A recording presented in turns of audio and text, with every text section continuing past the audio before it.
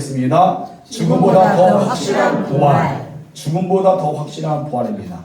예수님이 살아나셨습니다. 이 땅의 모든 교회는 주님의 부활하심을 축하하기 위해 각각 예수님의 살아나심을 선포하는 그런 시간을 갖게 될 것입니다. 여러분, 우리는 주님의 부활을 온 땅에 증거할 뿐 아니라 너희가 부활의 신앙을 가지고 예수 믿는 믿음 안에 살아갈 줄 믿습니다. 그래서 예수님의 부활이 나의 부활이 돼야 돼요. 따라합시다. 예수님의 부활이 나의 부활이다. 그러기 위해서 우리는 고난 주간을 우리는 잊어서는 안 되죠. 주님의 고난이 나의 고난이고, 주님의 십자가 지심이 나의 십자가 짐이고, 주님의 살아나심이 나의 살아남임을 여러분 잊지 마시기 바랍니다. 여러분, 갈수록 인간의 수명이 길어지잖아요. 그래서 예전 1970년대는 평균의 수명이 남자 여자 통틀어서 62세랍니다. 옛날에 70년대는 62세에 잘 살면 62세, 더 살면 이제 70세로 넘어가죠. 평균이 62세. 그는 1970년대 62세가 넘은 분은 지금은 잘 살고 있었던 거예요. 그러다가 1990년이 되자 73세로 되었습니다. 수명이 73세. 그리고 2010년이 되자 81세가 되었어요. 우리가 2020년의 통계를 보니까 평균 수명이 83세로 납니다. 근데 2024년이 되고 2년이 지나고 나니까 평균 수명이 84세가 되었어요. 지금 현재는 모든 남자와 여자가 통틀어서 평균 수명이 84세다. 그런데 남자의 평균 수명은 어느 게 될까요? 바로 2022년보다 한 살이 더 많아서 81세가 되었어요. 남자분들 82세가 넘으신 분은 장수하신 거예요.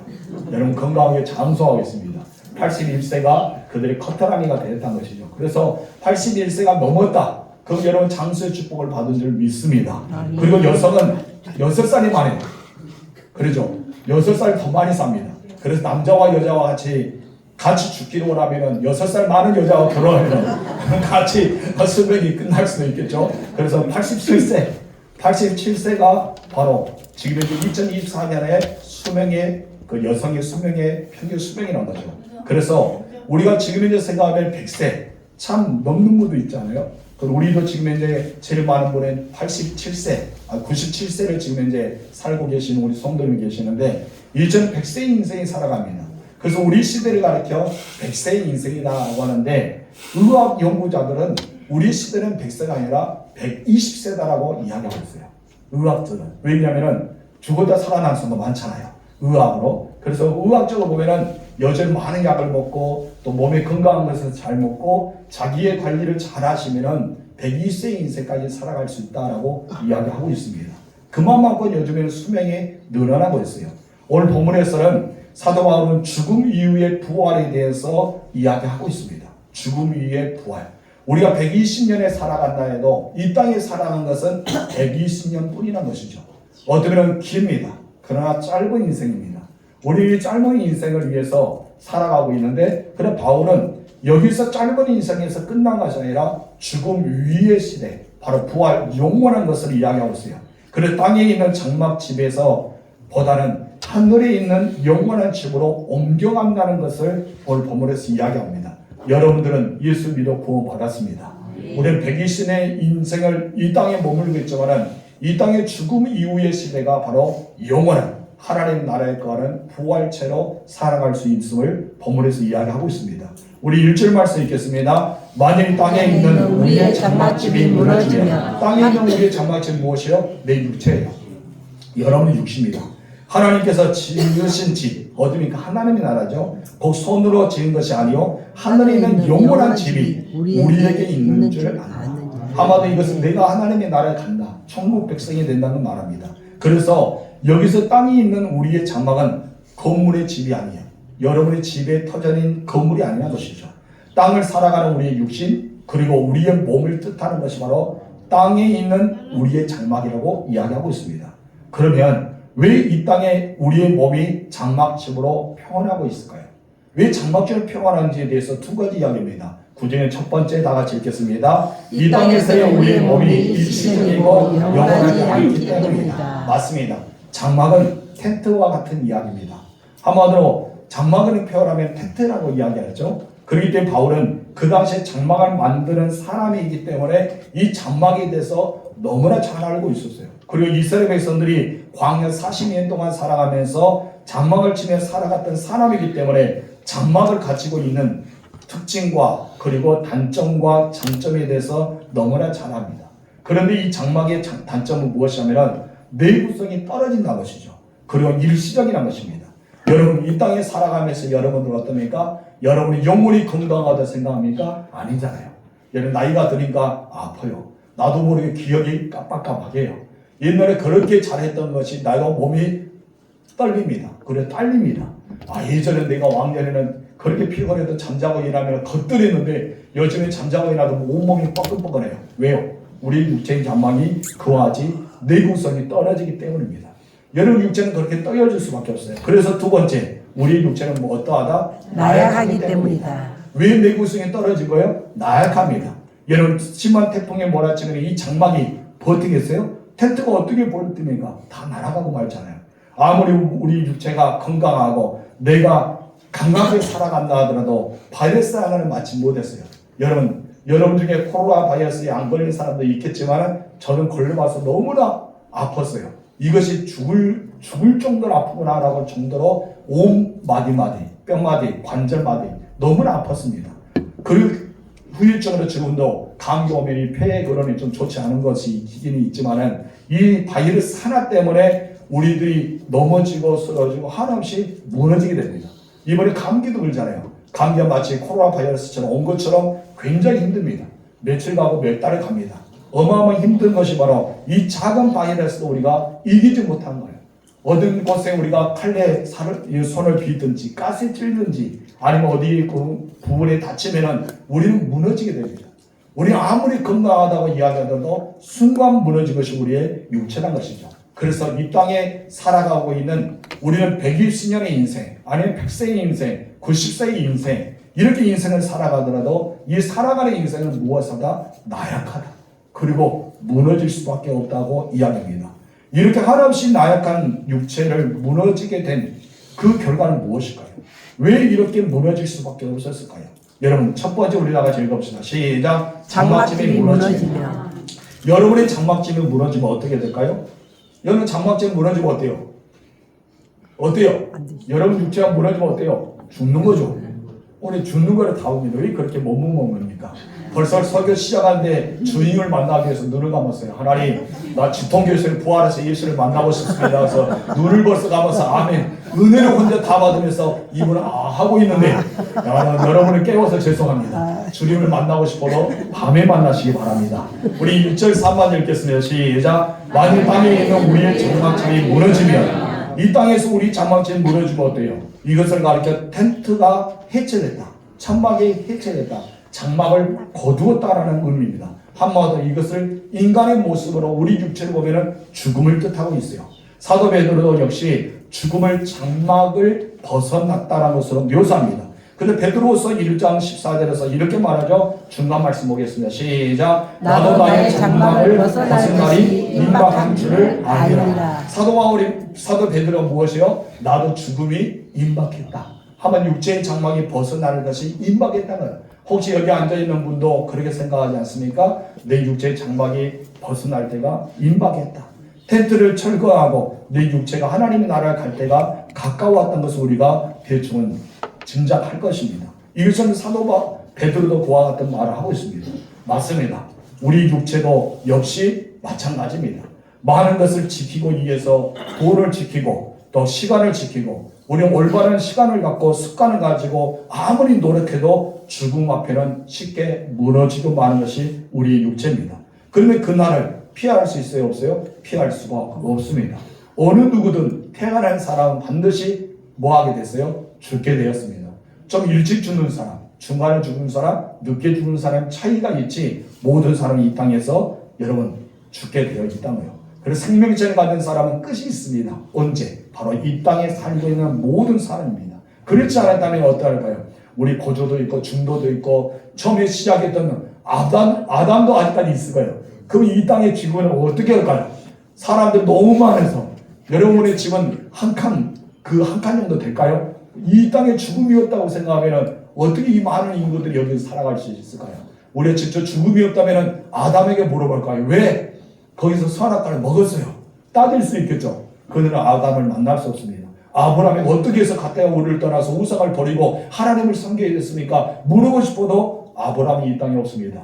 엘리야가 하나님의 승천했다는데 엘리야에게 찾아가서 물어볼 거예요. 엘리야 승천할 때 느낌이 어땠어요? 여러분 에녹에게 물어봐줘요. 에녹 하나님께서 데려가신 당할 때 어땠어요? 물어보고 싶어도 그들이 이 땅에 존재하지 않습니다. 왜요? 우리는 모두가 다 죽음에 처하기 때문입니다. 여러분들은 반드시 죽는다는 사실을 부인해서는 안 됩니다. 나도 언젠가는 죽게 되었단 것이죠. 그러나 여러분 죽음이 끝이 아닙니다. 우리는 죽음이 끝이라서 두렵고 죽음이 끝이라서 우리는 무섭고 걱정이 됩니다. 그럼 우리는 죽음이 끝이 아니라고 바울은 이야기하고 우리 또한 그렇게 믿고 있습니다. 단지 이 땅의 장막이 없어질 뿐이지 우리 육체가 이 땅에 쇠약한 시 사라질 뿐이지 저 하나님 나라에서는 영원하다고 말씀하고 있습니다. 1절 중간에 있겠습니다. 하늘에 있는 영원한 집이 우리에게 있는 줄 아느니라. 하늘이 영원히 있는지 천국이 우리에게 있다는 사실을 분명히 말씀하고 있습니다. 하늘에 있는 영원한 집이 무엇입니까? 새로운 부활체입니다. 새로운 부활체예요. 죽음은 무엇입니까? 영과 육체가 분리된 것을 말합니다. 분리된 과정을 죽음이라 뜻합니다. 그렇기 때문에 육체는 한 줌의 흙으로 돌아가고 영은 끝이 없이 하나님께로 나아간 것을 이야기하죠. 그런데 여러분 그곳에 살아가면 부활체를 살아가면 우리 주님의 재림 때는 어떻게 됩니까? 우리 주님의 재림 때는 내 흩어진 육체가 나의 영과 하나가 돼요. 그래서 부활의 모습으로 하나가 되는 것을 이야기하고 있습니다. 우리 고린도전서 15장 읽어볼까요? 42절에서 44절 시작. 죽은 자의 부활도 그와 같으니 썩지 아니할 것으로 다시 살아나며 영광스러운 것으로 다시 살아나며 강한 것으로 다시 살아나며 신령한 몸으로 다시 살아나니 육의 몸이 있은즉 또 영의 몸도 있느니라. 아멘. 이렇게 우리 몸이 썩지 않고 영광스럽고 강하고 신령한 몸으로 다시 부활했다. 이미 우리는 천국에 가 있는 영이라 하지만은 주님이 재림하고 우리가 부활체가 됐을 때는 우리가 이 땅에서 무덤이 열리고 또 우리가 가장 아름다운 모습으로 다시 살아나는 변형의 모습, 우리 주님이 부활하는 모습으로 우리 또한 달라지는 것을 보게 됩니다. 그래서 하늘에 있는 영원한 집은 이 땅의 장막집과 비교할 수 있다? 없다. 그 정도 안전하고 그리고 우리가 평안하고 우리 영광스럽고 영원한 것이 어디입니까? 그 하나님의 나라라는 것입니다. 그래서 우리 주님이 부활하셨어요. 우리를 데려가시기 위해서 하나님 나라에 가셨습니다. 그리고 우리 집에 마련하면 예수님께서 무엇을 했어요? 너희를 데리러 오겠다고 약속하셨어요. 그래서 우리는 부활하신 주님을 찬양하고 이렇게 예배를 드리고 있지만 실상 우리는 무엇을 기다리고 있습니까? 다시 오실 예수님. 다시 오실 예수님을 기다리고 있습니다. 그래서 우리는 늘 마라타 신앙으로 살아가야 돼요. 주님 어서 오시옵소서. 내가 언제든지 준비되었습니다. 벌써 가기 위해서 눈을 감고 있는 분들 언젠가는 눈을 계속해서 영원히 안 뜰 줄 믿습니다. 지금 이제 떠야 됩니다. 아멘. 떠야 될 시간은 잘 떠야 돼요. 감아야 될 시간은 다 감아야 됩니다. 지금 떠야지 밤에 잠을 안 온다고 해서 여러분 돌아다니지 마세요. 지금 눈을 뜨고 밤에는 눈을 감아 보시기 바랍니다. 은혜가 되죠? 그래요. 그래서 우리는 영원한 하나님의 나라를 사모하는 자가 되어야 할 줄 믿습니다. 그리고 하늘로부터 오는 초소로 덧입고 우리는 살아간다라고 이야기합니다. 이것은 무엇이냐면 죽음 위에 부활의 몸이 하늘로부터 오는 초소를 덧입게 된다는 것이죠. 그리고 2절을 이렇게 이야기하잖아요. 다 같이 읽읍시다. 시작. 참으로 우리가 여기서 한심하며 하늘로부터 오는 우리 초소로 덧입기를 간절히 사모한다. 여기서 우리는 공간적인 의미가 아닙니다. 내가 공간에 옮겨졌다는 의미가 아니에요. 내가 이 땅에서 하나님 나라로 옮겨졌다는 이야기가 아니라 신령하고 영광스러운 부활체의 모습이 되었다는 것을 뜻하고 있는 것을 보입니다. 그래서 바울은 덧입다는 표현을 자주 씁니다. 이것은 아주 특징적인 것을 이야기합니다. 우리 2절 하반절 읽어볼까요? 시작. 덧입기를 간절히 사모하노라. 너희는 덧입기를 뭐하라? 사모하노라. 사모해야 된다. 4절 중간에 말합니다. 시작. 덧입고자 함이니라. 우리는 덧입고자 하기 위해서 늘 덧입어야 된다고 이야기합니다. 이 말은 우리가 부활 때에 새로운 몸이 있지만은 우리가 가지고 있던 이 몸 완전히 사라진 것이 아니란 것이죠. 여러분 우리가 죽게 되면 흙으로 돌아가서 이제 우리가 아무것도 남아있지 않은 것 같아도 우리는 다시 변형됩니다. 가장 신령한 몸으로 변형됩니다. 그런 과정일 뿐이에요. 그래서 우리 몸은 영혼이 살아있는 것이 아니라 가장 아름다운 몸으로, 가장 신령한 몸으로 병현되는 역사가 일어날 줄 믿습니다. 그래서 주님의 부활이 나의 부활입니다. 주님이 살아나시면 나의 살아남입니다. 우리가 그것을 믿지 않으면 어떻습니까? 우리 영과 육이 아예 만나지 못하게 영혼이 이브이라고 생각하는 사람이 있어요. 근데 여러분, 예수님의 부활을 믿는 자는 내 육체와 내 영이 영원한 이브일이 아니란 거예요. 예수님이 보여주셨잖아요. 예수님은 사망 권세를 통해서 죽으셨어요. 죽으셔서 예수님의 육체는 아리마다 요셉 무덤에 들어갔어요. 예수님의 영과 육이 완전히 분리됐어요. 숨이 고두었기 때문에. 근데 예수님이 3일 만에 살아나셨어요. 근데 살아났는데 어떻게 살아났어요? 예수님이 유령처럼 온 것이 아닙니다. 어떻게 오셨습니까? 바로 부활에 죽었던 몸을 가지고 새로운 몸을 입고 살아나셨다는 것입니다. 그럴 때 무덤이 없는 거예요. 그 무덤에 있었던 예수님이 부활체의 모습으로 살아나셔서 부활의 모습으로 우리가 보여주십니다. 문이 곳곳 잠기게 있었는데 그 문이 닫혀있는 곳에 예수님이 들어오셨어요. 깜짝 놀라죠. 인간이 보통 사람의 몸으로는 들어올 수 있습니까? 없습니까? 없습니다. 근데 부활하신 예수님은 들어오셨어요. 그런데 예수님께서 여러분 유령처럼 살아가지만은 예수님이 식사를 그곳에 나누셨어요. 드셨다는 것이죠. 드셨다는 건 무엇입니까? 살아있다는 것입니다. 그리고 예수님께서 직접 보여주십니다. 영을 만질 수 있는 사람은 없습니다. 여러분, 귀신을 만질 수 있는 사람이 있어요? 없잖아요. 영을 만질 수 있는 사람은 없어요. 근데 예수님의 모습을 통해 내 손을 보아라, 내 못장을 보아라, 너희가 만져보아라, 넣어보라 라고 말씀하셨어요. 그렇다면 예수님을 만지는 형상이 있다 없다? 있다는 것입니다. 만져졌다는 것이죠. 이것이 바로 예수님의 부활의 모습이에요. 그런데 여러분 몸도 그렇게 된다는 것입니다. 그래서 우리는 그런 모습으로 표현되는데 언제 그렇게 표현했느냐? 주님이 재림하실 때 공중에서 천사장의 나팔 소리와 함께 여러 이름이 호명할 때 여러분 하나님의 나라로 들림받게 될 것입니다. 그런데 먼저 들림받은 사람은 무엇이에요? 바로 예수 믿다가 순교하고 돌아가신 분들, 그분들이 무덤이 있는 자들, 아니면 죽어서 뿌림을 당하는 사람들, 이 땅에 없는 사람들이 먼저 첫 번째 들림받고 나중에는 주의 성도들이 들림받는 역사가 일어납니다. 저희 여러분들이 혹시나 주님 오시기 전에 먼저 돌아가신 분이 계시다면 여러분들이 그런 영광의 자리에 참여하시기 바랍니다. 그때가 살아있다면 여러분은 두 번째 들림받아서 하나님 나라에 거하는 여러분 되시기 바랍니다. 얼마나 아름다워요. 그러죠. 그날이 되면은 여기에서 예배를 같이 들고 있는데 하나님의 나팔 소리와 천사들의 소리와 함께 들리는데 여기서 쑥 사라져요. 한 명씩 사라집니다. 그래 내가 사라지지 않으면 쪽팔리잖아요. 그러죠. 목사가 여기서 설교하고 있는데 저는 가만히 앉아 설교만 하고 있고 갑자기 여기서 장로이 쑥 사라지고 권사님이 쑥 들림받고 다 들림받아요. 다 들림받아요. 나 혼자 있어요. 그러면 여러분 앞에 무엇을 설교해야 됩니까? 그럼 앉아있는 사람 무엇이에요? 목사는 우리가 똑같네. 그렇게 합니까? 그래서 저는 두렵고 떨림으로 하나님 기도합니다. 하나님 제발 제가 먼저 들림받게 하소서. 가장 먼저 설교하다가 믿음이 쭉 들림받아요. 그럼 여러분도 보니까 역시 목사님의 믿음은 참 좋아. 같이 들림받았습니까? 안녕 우리 하늘로 날고 있다. 비용이 없어 나른다. 얼마나 은혜롭니까?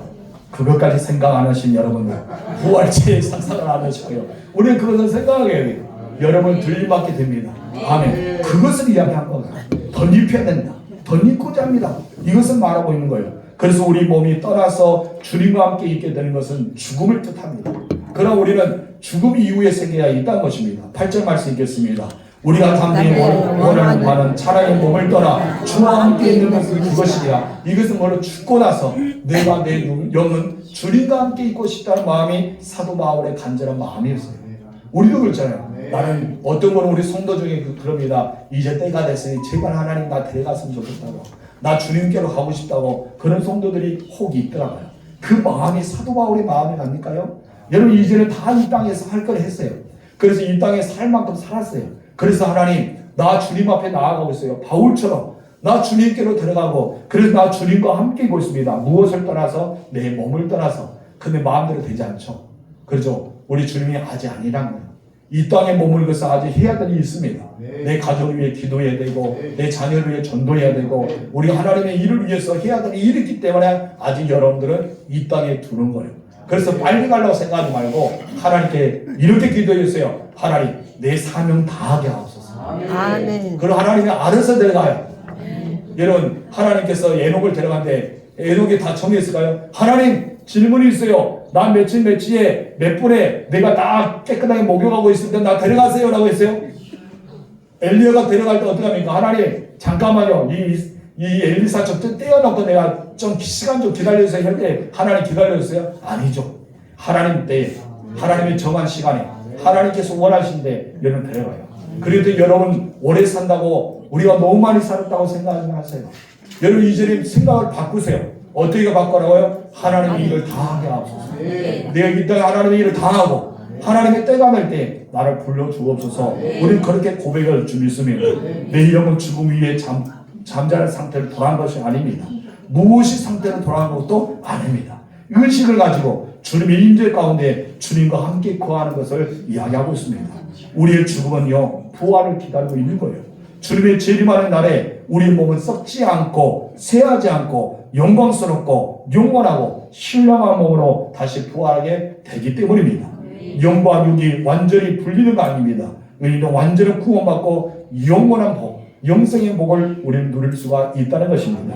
그럴 때 우리는 이 땅에서 어떻게 살아가야 돼요? 두 번째, 다 같이 읽어봅시다. 시작. 탄식하며 기다림. 왜 탄식하고 기다려야 될까요? 기쁨과 소망과 즐거움으로 살아가는데 왜 탄식하고 기다릴까요? 본문 말씀 보면은 이해가 돼요. 우리가 성경을 다 읽고 나면은 뜻을 잘 모를 때가 있어요. 그때는 답답합니다. 그래서 성경 읽다가 뜻을 깨달으면은 아하 그렇구나 라고 생각합니다. 시작. 아하. 어떻게 그거를 잘 따라하는지 모르겠어요. 설교의 내용을 별로 따라하지 않는데 이거는 잘 따라해요. 아 그렇구나. 이 탄식하고 기다립니다. 목사님 갑자기 부활처럼 되다 살아있는 영광의 자리에 영원한 것을 이야기하다가 이 땅에서 어떻게 기다려야 된다? 탄식하면 기다리는데 왜 탄식하면 기다릴까? 멍하는 눈으로 보았지만은 아하 그렇구나 하니까 다 웃고 있습니다. 무슨 내용인지 몰라도 하여튼 웃고 있는 게 참 좋습니다. 그래서 웃는 자에게 복이 있습니다. 이제는 잘 웃으세요. 자, 두 번 우리가 2절 3번 읽겠습니다. 시작. 우리가 여기 있어 탄식하며 우리가 여기 있다는 무엇이에요? 이 땅에 머물면서 이 땅에 머물면서 우리는 뭐하고 있어요? 탄식할 수밖에 없어요. 4절 3번을 시작. 이 장막에 있는 우리 짐진 것 같이 탄식하는 것은 이러게입니다. 이 땅에 우리 몸은 장막에서 탄식할 수 있다 할 수밖에 없다는 탄식하다는 것은 씨름하다는 뜻이에요. 이것은 현재의 문장으로 쓰고 있습니다. 이 땅에서 우리의 삶, 우리 연약한 몸, 이 땅에서 우리는 무거운 인생을 짐을 지면서 기쁘고 즐겁게 살아가야 되지만 나도 모르게 탄식하고 있다는 것입니다. 왜 탄식합니까? 내 육체가 너무나 연약하기 때문에. 마음에는 예수 믿어 행복합니다. 내 마음에는 부활을 기다리고 있기 때문에 난 하나님 나라에 갈 거라는 것에서 믿음과 소망이 있기 때문에 즐겁습니다. 근데 여러분 우리 육체는 연약하기 때문에 아파요. 무릎이 왜 이렇게 아픈지 이 연골은 왜 연골이 가지 않고 꼭 이렇게 아파서 무릎이 아픈지 허리가 아픈지 다리가 아픈지 머리가 아픈지 우리는 아파서 약을 찾습니다. 그러죠. 약은 일시적으로 우리 효과를 주고 영원히 효과를 주지 않아요. 계속 약을 먹어야 돼요. 혈압이 올라요. 이 혈압이 안 올리면 좋겠는데 혈압이 올라요. 당뇨 약을 먹지 않으면 당이 확 올립니다. 나도 모르게 막 이상의 환기증이 나오는 겁니다. 왜 그럴까요? 약하기 때문에. 그래서 우리는 뭐 하게 됩니까? 탄식하게 되는 거예요. 내가 육체가 약하니까 탄식합니다. 무릎 앞에 탄식합니다. 다리 지내에서 잠자다가 꼴딱 일어납니다. 왜? 아파서 탄식하게 되죠. 이것이 왜 그런다고요? 우리 인생의 짐이 무겁기 때문입니다. 믿지 않는 자만 아니라 부활의 신앙을 가진 사람들도 매일 고통 가운데 씨름하며 살아갈 수밖에 없는 이 땅의 삶이란 것이죠. 그래서 탄식한 것은 고통과 괴로움이 있지만은 그러나 우리 뒤에는 기다림이 있다는 거예요. 그리고 두 번째는 무엇이라고요? 탄식과 기다림이라는 것이죠. 기다림이 있기 때문에 우리는 소망을 가질 수 있는 거예요. 그래서 소망 가운데 우리는 인내하고 있잖아요. 여러분 탄식이 있지만 인내합니다. 무릎이 아프지만 인내합니다. 온몸이 주신 것 같아도 인내합니다. 몸이 아파서 견딜 수 없는 것 같아도 인내해요. 왜 인내합니까? 나는 하나님 나라에 간다는 소망이기 때문에. 나는 천국으로 간다는 소망이기 때문에. 나는 구원받은 사람이라는 것을 소망이기 때문에. 나는 부활처럼 완전히 변화된다는 소망이기 때문에 우리 인내하고 기다린 거예요. 그래서 우리에게 말씀하면 사도 바울은 탄식하며 기다린다라고 이야기한 거예요. 여러분들이 탄식하며 기다리고 있잖아요. 우리 주님의 부활을 기다리고 있잖아요. 다시 오실 것을 기다리고 있잖아요. 그래서 우리는 기다린다고 이야기합니다. 그런데 여러분 놀라운 사실 하나 이야기해 줍니다. 여러분 그것은 바로 죽음이 나를 삼켜버린 것이 아닙니다. 이제 생명이 이 죽음을 삼켜버립니다. 할렐루야. 그래서 예수님의 부활은 죽음을 삼켜버린 거예요. 여러분, 사망을 삼켜버린 거예요. 그래서 죽음을 이기셨다, 사망을 이기셨다, 음부를 이기셨다고 이야기하고 있습니다. 세 번째 다 같이 읽어봅시다. 시작. 생명에 삼켜지는 죽음. 생명에 삼켜졌다. 무엇이? 죽음이. 4절 읽겠습니다. 시작. 참으로 장막에 있는 우리가 짐진것 같이 탄식하는 것은 벗고자 함이 아니요. 여기서 벗어버린 것이 아닙니다. 이 땅에서 빨리 떠나버리고 싶다는 것이 아니라는 것이죠. 오히려 던지면다. 나의 영광 위기 새로운 부활체를 던지는 거예요. 죽을 것이 생명에 삼킨 바 되게 하려 합니다. 생명에 삼켰다, 죽음을 삼켰다는 건 뭐예요? 생명이 영원한 것을 이야기하고 있습니다. 이 땅의 죽음처럼 잔인하고 무섭고 두려운 것이 없습니다. 여러분도 죽을래 그러면 다 아니야 나 살고 싶어 그러잖아요. 우리 어렸을 때 가끔 봅니다. 죽을래? 하면 살고 싶었어요. 여러분 왜요? 산 것이 영원하고 생각합니다. 여러분 죽을 사람이 있어요? 죽고 싶은 사람이 있어요? 없잖아요. 여러분 어떤 분이 그래요. 나이가 많이 들어서 이제 빨리 죽으면 좋겠다 하면서 아프면 다 어디 가요? 병원에 찾아갑니다. 아파서 교회는 못 나와요. 그래서 교회 못 나옵니다. 아파 죽어요. 근데 어디를 찾아갑니까? 병원에 찾아갑니다. 신기하죠. 여러분 아프면 어디 갑니까? 119를 통해서 병원 갑니다. 택시 불러서 병원 갑니다. 교회 나오라는 핑계합니다. 아파서 못 간다. 여러분 소망합니다. 나 빨리 죽고 싶다면서 다들 어떻습니까? 죽으면 그만큼 싫어하는 거예요. 저도 마찬가지입니다. 앞에 설교하는 사람 마찬가지고 여기 앉아있는 사람 마찬가지고 모든 사람 물어보세요. 병원에 있는 사람 물어보세요. 여러분 다 싫어합니다. 왜요? 두렵거든요. 무섭거든요. 왜 두렵고 무서운 줄 아세요? 한 번도 경험하지 못했기 때문입니다. 한 번도 죽음을 경험한 사람이 없어요. 죽음을 경험했다면 차라리 죽음을 기다리겠죠. 왜요? 그곳에 가니까 우리 주님이 기다리고 있는데 천사가 나팔소리가 천국과 천사가 나를 기다리면서 받들고 호위하고 있는데 아브라함이 와서 나를 품에 안기면서 아브라함이 고생했다, 너 수고했다, 너 나의 자손이야 라고 이야기해주는 그 음성이 들려도 얼마나 좋습니까? 그 나라 가면 어때요? 우리가 기다리고 있는 베드로와 바울과 수많은 선지자들 앞에서 우리 앞에 있을 텐데 얼마나 즐거워요. 그럼 우리가 죽었다 다시 살아나요. 그럼 우리는 무엇을 기다리고 있을까요? 죽음을 또 기다릴 겁니다. 왜? 그분을 보고 싶기 때문에. 그래서 한번 죽었다 살아나면은 죽음을 두려워하지 않을 거예요. 근데 여러분 죽었다 살아난 사람 있어요? 없잖아요. 나 죽었는데 한 3일 만에 다시 살아나고, 죽었는데 1년 만에 살아나고, 죽었는데 30년 만에 다시 살아나서 나 천국에 갔다 왔다 이렇게 이야기하는 사람은 없단 거예요. 저도 여러분 죽어보지 못했어요. 그러나 여러분 그렇기 때문에 우리는 어떤가? 죽음을 두려워할 수밖에 없어요. 그런데 여러분 죽음을 두려워하지 말아야 돼요. 이 죽음을 삼킨 것이 있습니다. 죽음을 지배한 것이 있습니다. 죽음을 완전히 무너뜨리는 것이 있는데 무엇이라 했어요? 생명이라는 것입니다. 그래서 로마서 5장 17절에 이렇게 말합니다. 시작. 한 사람의 범죄로 말미암아 사망이 왕노릇하였은즉. 우리가 두려움에 대해서 이야기합니다. 왜 내가 두려워하느냐? 내가 왜 무서워하느냐? 죽음을 근심하느냐? 죽음을 걱정하느냐? 죽음을 우리는 받아들이지 못하는 것은 바로 사망이 왕노릇하고 있다는 것입니다. 사망이 왕노릇하고 있다는 것은 사망이 왕처럼 죽음을 군림하고 죽음을 다스리고 있다는 뜻이에요. 누구도 죽음을 거역할 수 없기 때문입니다. 하나님 믿지 않는 사람이나 하나님 믿는 사람이나 모두가 죽음을 두려워합니다. 특히 예수 믿지 않는 사람은 죽음을 더 두려워해요. 왜요? 자기가 어디로 갈지 모르기 때문에. 그런데 예수 믿는 사람들은 여러분 죽음을 위대한 가치로 여깁니다. 왜요? 자기가 죽으면 하나님 나라로 갈 것을 확신하기 때문입니다. 여러분 돈이 있는 사람도 가난한 사람도 죽음을 두려워합니다. 여러분 백발을 가진 노인도 젊은이도 아이들도 여러분 죽음을 피할 수 없습니다.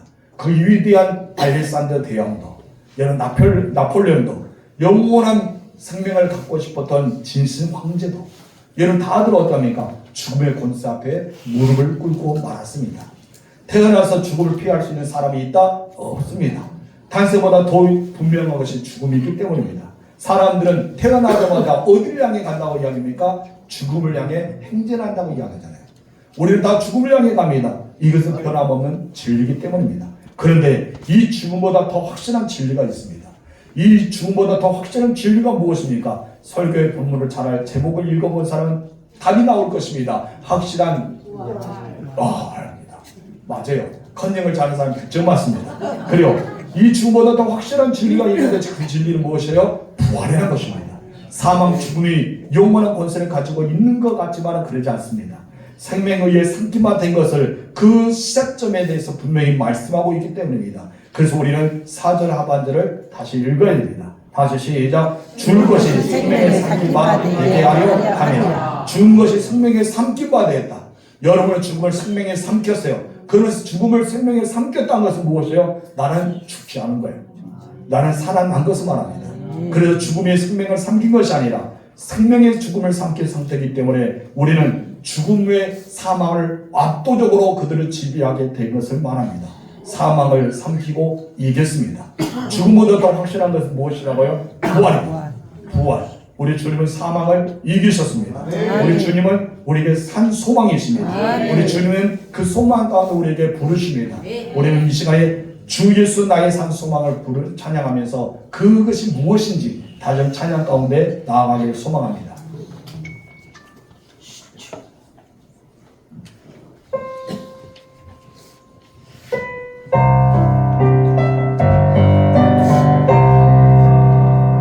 깊은 절망의 수령 가운데 주님께 닿을 수 없던 우리 어둠 감정에 하늘을 향해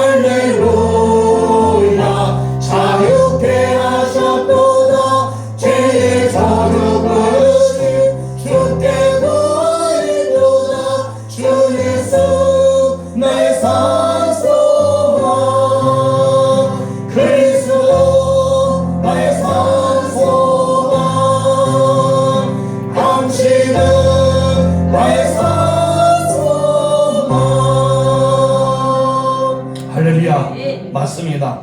우리 주님의 부활이 진실입니다. 우리 주님의 부활이 실제입니다. 그 일은 사망의 생명에 의해서 삼키바 되었기 때문이라고 말씀합니다. 오늘 부활절 드리는 우리는 주님의 첫 번째 부활의 열매를 우리에게 주셨습니다. 부활하신 주님과 연결된 우리 역시도 부활의 권세를 누릴 수 있게 되었다는 것이 진실한 것입니다. 5절 말씀 읽겠습니다. 거기 이것은 우리에게 이루게 하시고 보증으로 성령을 우리에게 주신 이는 하나님이시니라. 갑자기 부활에 대해서 이야기하면서 생명이 사망을 삼켰다 이야기하면서 성령님의 이야기가 나옵니다. 우리가 새 인간의 상식과 이성으로는 이 부활을 이해하기가 너무 어려워요. 우리는 부활의 소망을 간직하기 어려워요. 저 죽어봐야 알지. 저 천국에 우리가 간다는 사실을 어떻게 확신할 수 있습니까? 그래서 예수님이 성령을 보내주시고 아버지의 생각을 다 하시고 아버지의 뜻을 이야기하시고 예수의 마음을 다 알게 하신 성령께서 우리 마음에 주셔서 내가 구원받았다는 확신을 주시고 내가 부활의 소망을 가지게 만들어 주셨다는 것이죠. 그래서 이것을 알아서 성령께서 우리의 부활의 보증이 되셨다고 말합니다. 우리 안에 계시면서 끊임없이 믿는 사람이 죽어도 살아난다. 너는 천국 갈 수 있다. 너는 예수 믿어 구원 받았다. 이것을 말하고 있어요. 로마서 우리 8장 11절 말씀 읽겠습니다. 예수를 죽은 자 가운데서 살리신 이의 영이 너희 안에 거하시면 그분이 누굽니까? 성령이십니다. 그리스도 예수를 죽은 자 가운데 살리신 이가 누구래요? 성령이십니다. 너희 안에 거하신 그의 영 누굽니까? 성령이십니다. 그로 말미암아 너희 죽음도 어떤가? 살리시리라. 예수님을 살리신 이의 영이 바로 성령께서 우리 몸에 있습니다. 이것은 분명한 사실입니다. 성령은 나중에 우리가 부활의 완성체 되길 수 있도록 예수에서 보증이 되신다고 말씀하고 있는 것입니다. 예수님의 제 이름 때에 썩지 않은 몸으로 신령한 몸으로 우리는 부활하게 될 것입니다. 우리의 죽음보다 더 확실한 것이 부활입니다. 내 몸이 다시 부활하게 된다는 것은 분명한 사실입니다. 이 사실을 믿는 자는 흔들리지 않는다면 경건한 삶을 살 수 있기 때문입니다. 죽음을 두려워하지 마십시오. 여러분, 죽음을 맛보지 않는 분은 죽음을 두려워할 수 있습니다. 그러나 여러분, 우리들은 이미 소망이 있습니다. 바로 하나님이 나와 함께한다. 죽음 위에 부활이 있다는 것. 이런 사람들에 대해서 위대한 믿음의 사람을 고백하는데 히브리서 11장 38절에서 이렇게 말합니다. 시작. 이런 사람은 세상에 감당하지 못합니다. 왜? 죽음을 두려워하지 않는데, 죽음 위에 확실한 생명이 있다는 아는데, 나는 천국 간다는 걸 확실하는데, 나는 죽음을 무서워하게 되는데 무엇이 무서워요? 여러분, 죽음을 두려워하지 않는 사람이 굉장히 큰 무섭잖아요. 싸움에서 죽어봐라, 나 죽여봐라 하면서 덤벼든 사람 무섭잖아요. 그래서 죽음을 무서워하지 않고 덤벼든 사람 제일 무서워요. 나 죽어도 좋다 하면서 나 먼저 죽여라고 하면서 달려들면 얼마나 무서워. 근데 여러분, 살라고 나 제발 살려줘 하면 어떻습니까? 사람들이 무시해요. 왜? 살라고 무서워하니까. 그래서 여러분, 죽음을 두려워하지 않고 나 죽여도 좋다고 달려든 사람은 사람들부터 무서워요. 근데 우리가 부활의 신앙 가진 사람은 여러분 죽음을 두려워하지 않는 거예요. 왜요? 세상에 이런 사람 감당하지 못하잖아요. 이해할 수 없는 고난, 조롱, 핍박, 우리는 굽힘을 받을 수 있어요. 결박을 당하고 오기도 가집니다. 순교를 당할 수 있습니다. 그러나 부활의 확신이 있으니, 부활의 확신을 가지고 있으니, 부활의 소망이 있으니 여러분, 세상이 감당하지 못하는 거예요. 여러분, 세상이 감당할 수 없는 사람이 되시 바랍니다. 예수님을 죽은 자 가운데 살리신 이의 성령이 우리 안에 거하신 줄 믿으시 바랍니다. 그래서 우리는 죽음을 두려워할 필요가 없다고 말하는 거예요. 이제 여러분, 죽음보다 더 확실한 것이 있습니다. 무엇입니까? 부활입니다. 세상에 감당할 수 없는 사람이 되십시오. 그래서 이 땅에 살아가면서 하나님의 사람으로 승정을 높여서 나의 부활이 주님이 이미 부활에 이뤘기 때문에 나는 부활의 은혜를 경험한다는 사실을 기억하시고 부활의 산소망을 가지고 살아가시 바랍니다. 따라합시다. 죽음보다 더 확실한 것이 부활이다. 아멘. 예수님 부활이 나의 부활입니다. 아멘. 부활의 확신 가운데 살아가실 주님으로 축원합니다. 기도하겠습니다. 하나님 아버지, 감사합니다. 부활의 생명으로 거듭나게 하시니 감사드립니다. 하늘의 영원한 지위를 갈 수 있도록 이끌어 주심을 하나님 믿고 감사를 드립니다. 내일 죽음보다 더 확실한 것이 부활임을 믿고 흔들리지 않게 하여 주시고 늘 감사하며 살아가게 하옵소서. 내 영혼의 육체의 장막을 떠날 때도 나를 핍박하는 자를 위해서도 긍휼한 마음을 갖게 하시고 기도할 수 있게 하여 주시고 천국의 소망을 가지고 당당하게 이 세상에서 살아가게 하여 주옵소서. 그래서 우리가 이 세상에 살아가면서 세상에 감당하지 못할 사람이 되는 믿음의 사람이 되고 예수의 사람이 되고 우리가 주님을 의지하며 살아가는 주의 백성들이 되게 하옵소서. 하나님 아버지, 주님의 부활이 나의 부활입니다. 우리는 죽음을 두려워하지 않습니다. 하나님 없이 않을 거 하면서 오직 주님의 나라에 늘 소망 가운데 살아가는 주의 언약의 백성들이 되게 허락하옵소서. 예수님의 이름으로 기도합니다. 아멘. 우리 찬송가 165장 부르시고 우리 봉헌의 물을 드리겠습니다.